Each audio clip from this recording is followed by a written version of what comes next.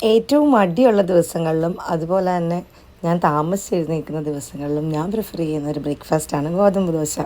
നിങ്ങൾക്ക് എല്ലാവർക്കും കാണുമല്ലേ ഇതുപോലൊരു റെസിപ്പി വേഗത്തിലുണ്ടാക്കാൻ പറ്റുന്ന? ഒന്നിൽ ദോശ, അല്ലെങ്കിൽ ഉപ്പുമാവ്, അല്ലെങ്കിൽ പുട്ട്, ഇതുപോലെ എന്തെങ്കിലും. അതെന്താണെന്ന് മറക്കാണ്ട് താഴെ കമൻറ്റ് ചെയ്തോളൂ കേട്ടോ. അപ്പോൾ ഈ ഗോതമ്പ് ദോശ ഉണ്ടാക്കാനായിട്ട് വളരെ എളുപ്പമാണ്. കുറച്ച് ഗോതമ്പ് പൊടി എടുക്കുക, അതിലേക്ക് ആവശ്യത്തിന് ഉപ്പും കൂടിയിട്ട് ഒട്ടും കട്ടയില്ലാണ്ട് നന്നായിട്ട് അടിച്ചെടുക്കുക. ഇങ്ങനെ കൈകൊണ്ട് ഇളക്കി യോജിപ്പിക്കുന്നതിനേക്കാളും കുറച്ചുകൂടെ ഈസിയാണ് മിക്സിയുടെ ജാറിലിട്ട് രണ്ടടി അടിക്കുക. ഞാൻ എന്തായാലും ഈ വിസ്ക് ഉപയോഗിച്ചാട്ടോ ഇങ്ങനെ ചെയ്യണത്. പിന്നെ ഒരു ഫ്ലേവറിന് വേണ്ടിയിട്ട് കുറച്ച് ജീരകം കൂടെ ചേർത്തിട്ടുണ്ട്.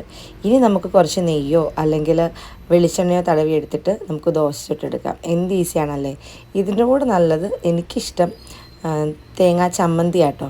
ചട്നി ആക്കി അരക്കില്ല, വെറുതെ ചമ്മന്തിയാക്കി നല്ല എരിവുള്ള മുളകൊക്കെ വെച്ചിട്ട് ഒരു ചമ്മന്തി കൂടെ അരച്ചാൽ നല്ല അടിപൊളി സംഭവമാണ്. രാവിലെ താമസിച്ചെണീക്കുന്ന ദിവസങ്ങളിൽ മിക്ക താമസിച്ചെണീക്കുന്ന ദിവസങ്ങളിലും എനിക്ക് ഗോതമ്പ് ദോശ തന്നെയായിരിക്കും.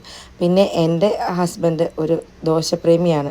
ഗോതമ്പ് ദോശ ഭയങ്കര ഇഷ്ടമാണ് ആൾക്ക്. അതുകൊണ്ട് ഞാൻ ഹാപ്പിയാണ്, വേഗത്തിൽ ഉണ്ടാക്കി കൊടുക്കാനായിട്ട് പറ്റുമല്ലോ. അപ്പോൾ ഇത് ഇങ്ങനെ ഒരു എരിവുള്ള അടിപൊളി ചമ്മന്തിയും കൂടെ ഉണ്ടെങ്കിൽ സംഭവം കുശാലായി. അപ്പം മറക്കാണ്ട് കമൻറ്റ് ചെയ്തോളൂ, നിങ്ങൾ മടി പിടിച്ചിരിക്കുന്ന ദിവസങ്ങളിലോ അല്ലെങ്കിൽ താമസിച്ചെണീക്കുന്ന ദിവസങ്ങളിലോ ഉണ്ടാക്കുന്ന ബ്രേക്ക്ഫാസ്റ്റ് ഏതാണെന്ന്.